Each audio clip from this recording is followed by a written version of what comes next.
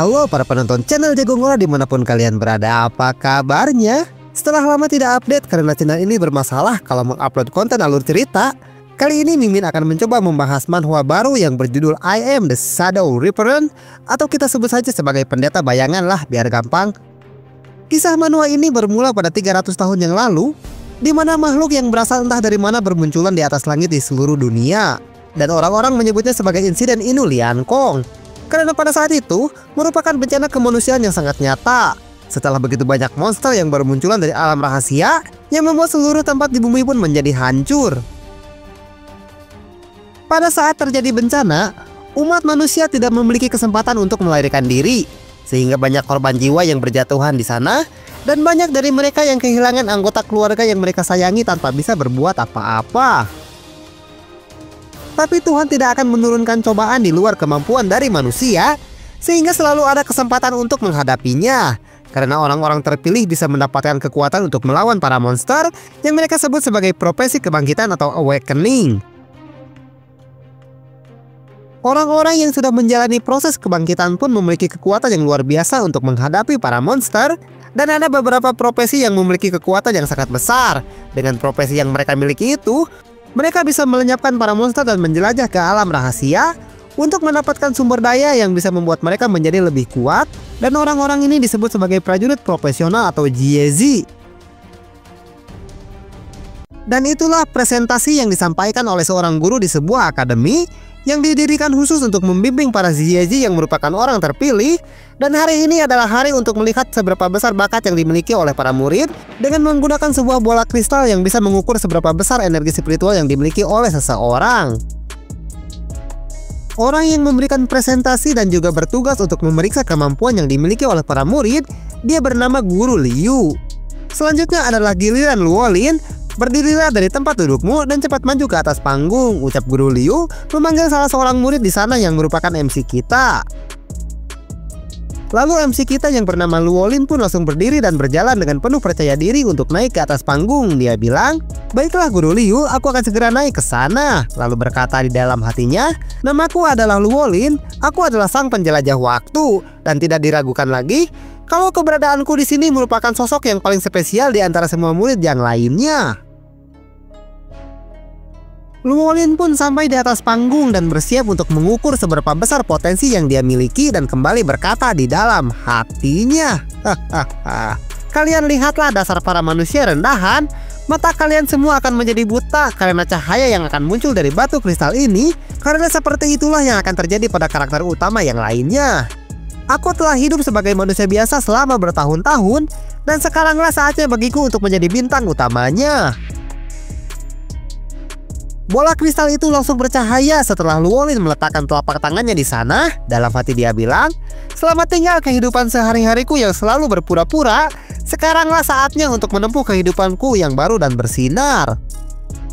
Kemudian, energi spiritual yang sangat besar pun langsung keluar sesaat Luolin mengukur seberapa besar potensi yang dimilikinya, sehingga seluruh ruangan pun menjadi sangat terang akibat cahaya yang dikeluarkan dari dalam tubuh Luolin.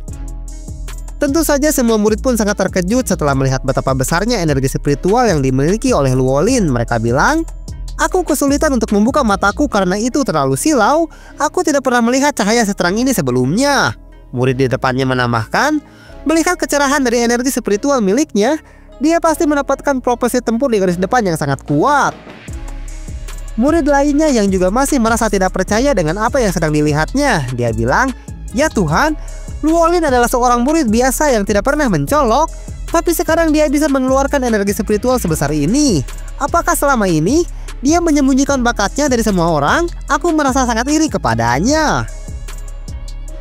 Kembali lagi ke atas panggung, di mana cahaya yang sangat menyilaukan tadi mulai redup, dan terlihat kalau status window milik Luolin akan segera muncul di sana. Dalam hati dia bilang, "Akhirnya saat ini datang juga, karena mulai dari sekarang eraku telah dimulai." Dan tepat pada hari ini akan menjadi tonggak sejarah dari kebangkitan Luolin yang perkasa.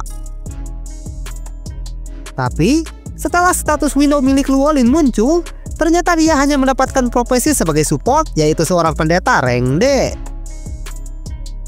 Tentu saja Luolin sangat terpukul setelah menyaksikan kenyataan itu, dan dengan wajahnya seketika langsung berubah menjadi pucat. Dia bilang, Tidak, ini bohong kan? Kenapa yang muncul di sana adalah profesi support yaitu pendeta rank D? Pasti telah terjadi suatu kesalahan di sini.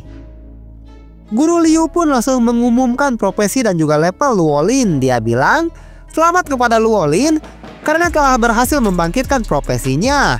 Dia mendapatkan profesi sebagai seorang support yang bisa membantu para prajurit di garis depan, yaitu sebagai seorang pendeta rank D, di mana tugasnya bisa menyembuhkan luka atau menambahkan kekuatan sementara untuk rekan-rekannya. Luolin masih merasa sangat terpukul setelah harus menerima kenyataan yang pahit itu. Dia hanya menundukkan kepalanya ke bawah, sementara para murid langsung bergunjing. Mereka bilang, barusan Guru Liu bilang kalau dia memiliki profesi sebagai seorang pendeta. Apakah aku tidak salah dengar? Murid di sebelahnya menjawab, kau tidak salah dengar. Dia memang mendapatkan profesi sebagai seorang pendeta yang bisa memulihkan luka seseorang, menyembuhkan penyakit, dan juga menghilangkan debuff atau juga memberikan buff kepada seseorang. Dan tugas itu biasanya dilakukan oleh seorang prajurit wanita saja. Mereka terus mencemooh profesi yang dimiliki oleh Luolin dan kembali berkata, itu berarti dia harus merawat para prajurit yang terluka. Tapi bukankah itu adalah tugas dari seorang prajurit wanita? Temannya menjawab, sepertinya ada seorang perawat wanita baru di kelas kita. Dia harus segera merubah penampilannya itu agar menjadi lebih mirip dengan seorang perawat. Luolin pun hanya berdiri saja di atas panggung tanpa berkata apa-apa karena masih merasa sangat terpukul. Sementara murid-murid yang ada di sana terus mencemoohnya dengan sebutan sebagai perawat wanita, ibu perawat, dan juga menyebutnya dengan sebutan lady boy. Lalu Luolin turun dari atas panggung dan teman-temannya pun terus menggodanya. Dia bilang, jangan merasa sedih seperti itu. Kau bukan mendapatkan profesi sebagai penyapu lantai atau pencuci piring, karena sebagian besar orang-orang tidak dapat membangkitkan profesinya. Profesi sebagai seorang support itu cukup jarang, dan kau adalah seorang pelindung bagi yang lainnya. Kau bisa menjadi sangat populer. Temannya menambahkan, ibu perawat, tolong rawat aku agar lekas sembuh. Perlihatkan kepada kami kekuatan penyembuhanmu itu. Karena terus diolok-olok seperti itu oleh mereka, Luolin pun menjadi sangat marah. Dan sambil memasang wajah jahatnya, dia bilang, apakah kalian sangat ingin melihat kemurahan hatiku ini? Tunggulah sampai kalian terluka, karena aku akan melakukan perawatan terbaik bagi kalian. Dan aku jamin, kalau kalian akan kehabisan cairan di tubuh kalian sampai kalian binasa. Tentu saja ketiga temannya itu langsung merinding ketakutan setelah mendengarnya. Mereka bilang, tugas seorang pendeta adalah menyembuhkan orang lain yang sedang terluka. Kenapa kau mengatakan hal yang sangat mengerikan seperti itu? Temannya menambahkan, apakah tidak berlebihan kalau kau mengatakan akan melenyapkan teman sekelasmu yang sedang terluka? Si rambut kuning juga berkata, jika seorang pendeta atau healer menggunakan semacam trik saat melakukan perawatan, maka tidak akan ada seorang pun yang menyadarinya jika terjadi kesalahan.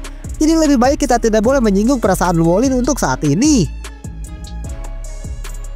Meskipun masih merasa kesal, Luolin menyudahi perdebatan itu. Dia bilang, baguslah kalau kalian sudah mengerti dan tidak akan mengulanginya lagi. Dan hentikanlah memanggilku dengan sebutan ibu perawat. Akan terdengar lebih baik jika kalian memanggilku dengan sebutan tuan perawat. Lalu Luolin bersandar di bawah poster besar prajurit profesional yang ada di sana untuk merenung dan berkata di dalam hatinya, sayangnya, rank prajurit profesional dibagi menjadi 5 kategori, yaitu rank level S, rank A, rank D, rank C, dan juga rank D. Aku sekarang berada di rank D dan merupakan rank terlemah. Ditambah lagi aku berprofesi sebagai seorang support. Aku tidak berada di posisi untuk melonjak ke atas langit. Ini jelas merupakan tugasku untuk membantu orang lain terbang ke angkasa. Sungguh sangat menyebalkan sekali. Di saat Luolin sedang memikirkan masa depannya itu, tiba-tiba ada seorang murid yang datang di sampingnya. Sambil tertawa murid itu bilang, saudara Luo, kau jangan berkecil hati seperti itu, karena semuanya belum berakhir. Luolin pun langsung menatap murid tersebut sambil bertanya-tanya siapa yang tiba-tiba berkata seperti itu kepadanya. Murid itu bernama Tang Cheng yang merupakan sahabat Luolin. Dia berprofesi sebagai seorang kesatria atau warrior rank C. Dia bilang, mulai sekarang mari kita bentuk sebuah party yang kuat dan aku akan membantumu untuk naik level. Luolin pun mempertanyakan ide konyol dari temannya itu. Dia bilang, kau ingin membuat party yang berisikan hanya kita berdua saja? Yang satu adalah seorang support dan yang satunya lagi adalah seorang warrior rank C. Kalau kita melakukan hal itu, kita hanya akan menjadi makanan bagi para monster. Kemudian, Di saat Luolin sedang berbincang-bincang dengan Tang Cheng, tiba-tiba saja cahaya yang sangat terang kembali muncul di atas panggung. Karena ada seorang murid yang berhasil membangkitkan kemampuan yang luar biasa di sana.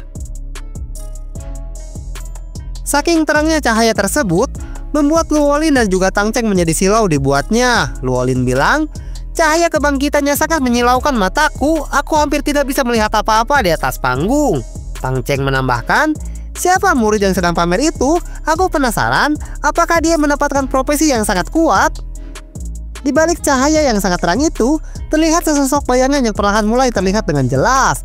Dan cahaya terang yang merupakan bagian dari proses kebangkitan pun mulai memudar dari sana.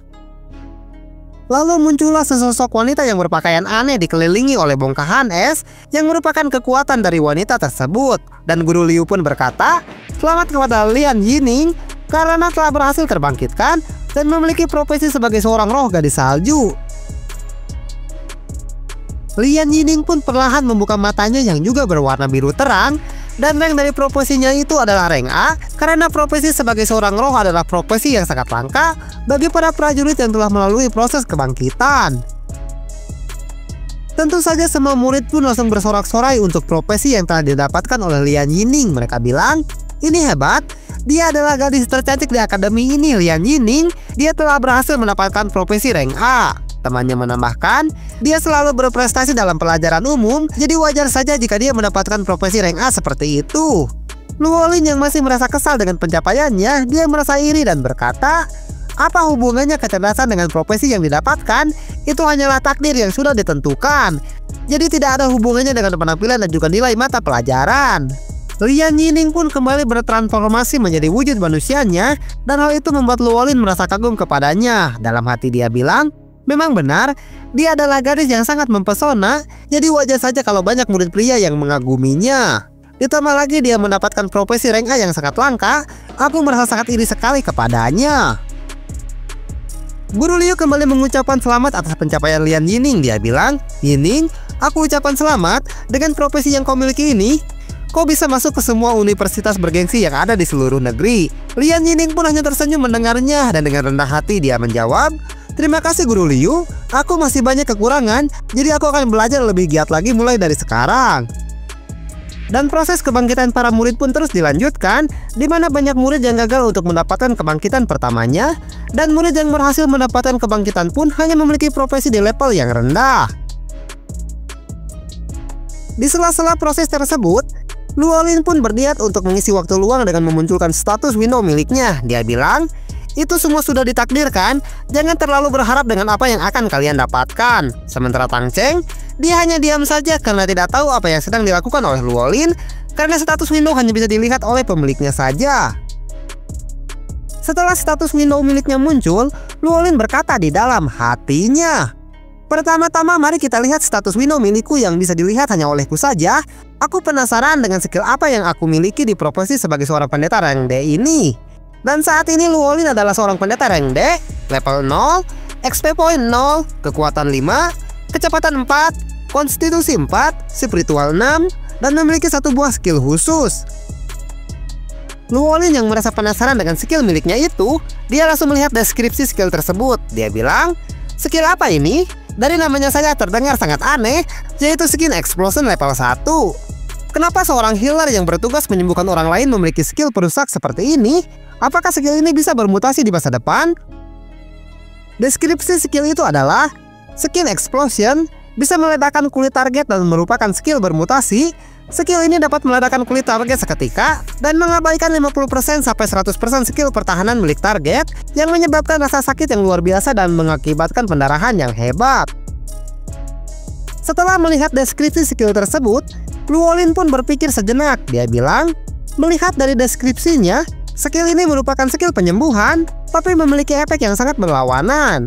Jika skill penyembuhan bisa menyembuhkan luka dan menghilangkan rasa sakit, tapi teknik skin explosion ini malah menimbulkan luka pada seseorang, seperti menamburkan garam kepada lukanya. Dilihat dari segi apapun juga, skill ini tidak cocok dimiliki oleh seorang pendeta sepertiku. Luolin juga melihat kalau skill miliknya itu bisa bermutasi atau ditingkatkan jika sudah mencapai level tertentu, dan kembali berkata di dalam hatinya, saat ini level yang aku miliki belumlah cukup. Dengan menambahkan poin keterampilan, aku bisa membuka keterampilan yang selanjutnya. Entah seperti apa kemampuan lain yang dimiliki oleh teknik skin explosion ini. Lalu Luolin langsung terpikirkan oleh sesuatu yang tiba-tiba saja terlintas di pikirannya. Dia bilang, "Tunggu dulu, dapatkah aku berpikiran seperti itu? Bagaimana jika skill dasarku ini adalah healing dan bermutasi menjadi skin explosion?" Luolin pun memikirkan berbagai macam kemungkinan yang mungkin saja bisa terjadi dan kembali berkata di dalam hatinya, "Itu berarti aku bisa membuat jenis skill milikku sendiri dengan mutasi ini, jadi aku bisa menciptakan skill yang jauh lebih kuat daripada skill healing."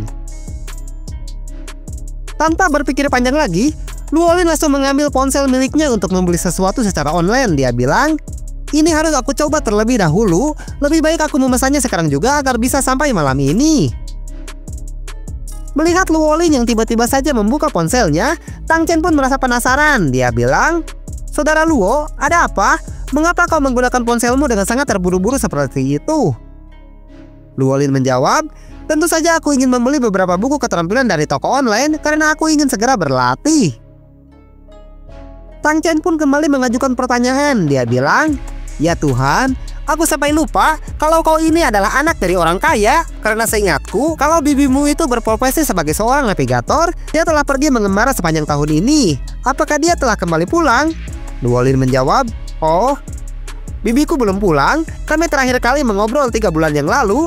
Saat ini dia sudah sampai di lautan berbintang, dan rumor mengatakan kalau diperlukan waktu sebulan untuk sampai ke tempat itu."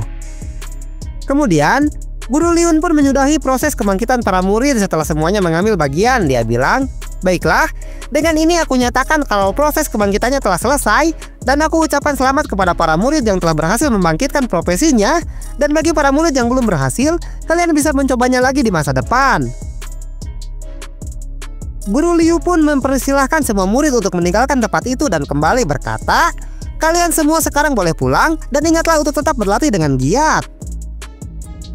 Dan para murid pun meninggalkan ruangan proses kebangkitan dengan perasaan yang berbeda-beda, karena ada yang mendapatkan profesi yang langka ataupun juga umum, tapi juga tidak sedikit yang tidak bisa membangkitkan profesinya, sehingga wajah mereka pun terlihat muram saat meninggalkan tempat itu. Tang Chen yang melihat Luolin terburu-buru untuk pergi, dia pun bertanya, "Saudara Luo, kenapa kau buru-buru seperti itu?"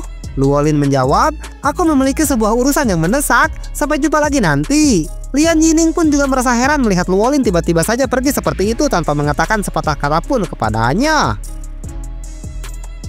Alasan Luolin cepat-cepat pergi dari sana karena dia ingin cepat bereksperimen dan berkata di dalam hatinya, "Aku telah memesan 2 buku keterampilan yang baru.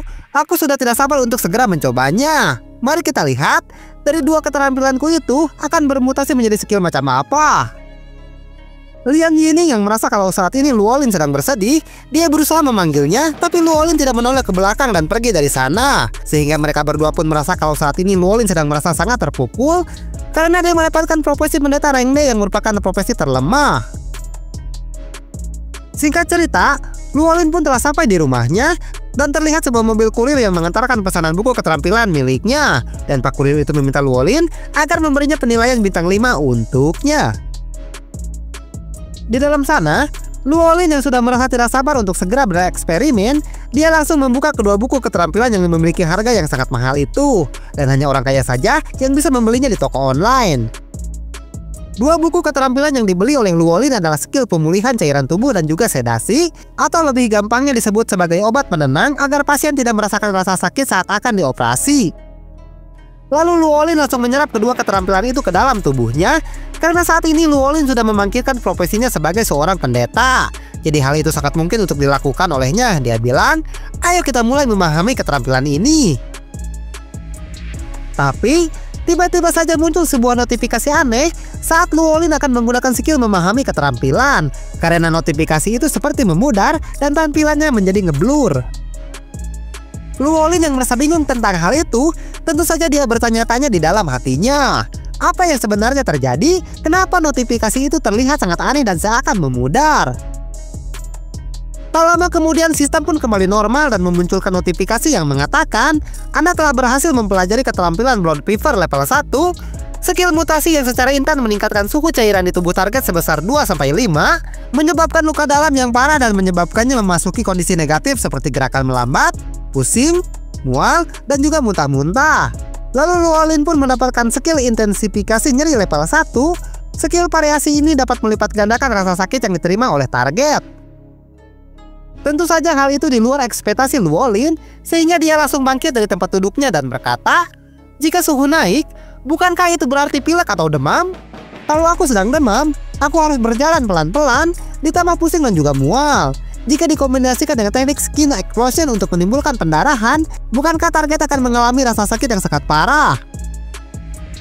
Lalu Luolin pun tersenyum dengan wajah jahatnya dan berkata di dalam hatinya, "Aku tidak menyangka kalau aku benar-benar memiliki kemampuan untuk mengubah keterampilan milikku. Dengan keahlian unik ini, aku bertanya-tanya, siapa yang berani memperlakukanku sebagai perawat lagi di masa depan?" Lalu pocong Luolin pun tiba-tiba berdering, dan setelah melihatnya, rupanya Luolin telah dimasukkan ke dalam sebuah grup untuk latihan sebelum ujian yang dibuat oleh Guru Liu. Setelah melihat anggota di grup tersebut, Luolin melihat nama teman-temannya. Dia bilang, "Di grup ini juga ada Tang Cheng dan juga Lian Yining. Latihan ini bertujuan untuk para murid yang sudah terbangkitkan agar bisa belajar tentang pertarungan yang sesungguhnya." Guru Liu pun membagikan sebuah pesan untuk semua anggota grup. Dia bilang, "Semua siswa harap diperhatikan bahwa kalian memiliki waktu istirahat 10 hari. Setelah 10 hari, kalian akan pergi ke menara percobaan untuk mengikuti ujian. Dalam 10 hari ini, sekolah akan mengatur semua prajurit profesional untuk mengikuti pelatihan. Kami berharap semua orang akan berpartisipasi secara aktif dan berusaha untuk meningkatkan level mereka ke level tertinggi selama 10 hari ini agar lebih siap saat ujian. Bagi siswa yang ingin berlatih sendiri atau mempunyai rencana lain, pihak sekolah secara khusus menyediakan lokasi uji coba untuk hal tersebut." Setelah membaca pesan dari Guru Liu, Luolin pun langsung tersenyum. Dia bilang, "Hehe, ujian sesungguhnya baru akan dimulai 10 hari lagi. Itu adalah waktu yang lebih dari cukup." Aura kegelapan pun langsung muncul di belakang Luolin dan sambil mengeluarkan kedua skill miliknya. Dia bilang, "Kalau begitu, aku akan membiarkan kalian semua melihatnya. Siapa di antara kalian yang masih berani mengolok-olokku dan meminta untuk merawat kalian?" Dengan kemampuan yang dimiliki oleh Luolin saat ini, dia bisa mengendalikan cairan merah yang ada di tubuh musuh-musuhnya. Dan hal itu membuat Luolin berdiri di puncak kekuasaan karena tidak ada seorang pun yang bisa bertahan menghadapi skill miliknya, dan cerita pun bersambung. Waktos, Naset. Sungguh sangat seru sekali ya, pemirsa. Jika kalian suka dengan alur cerita manhwa ini, like dan komen saja di kolom komentar untuk kelanjutannya. Dan bagi kalian yang mau berdonasi agar Mimin menjadi lebih semangat dan cepat update-nya, kalian bisa berdonasi di Saweria dan linknya ada di deskripsi. Terima kasih banyak bagi yang telah menonton video ini dari awal sampai akhir. Terus dukung semua channel Jago Ngora agar kami bisa tetap berkarya di masa depan. Maju dan berjaya terus Jago Ngora Curhat Lovers.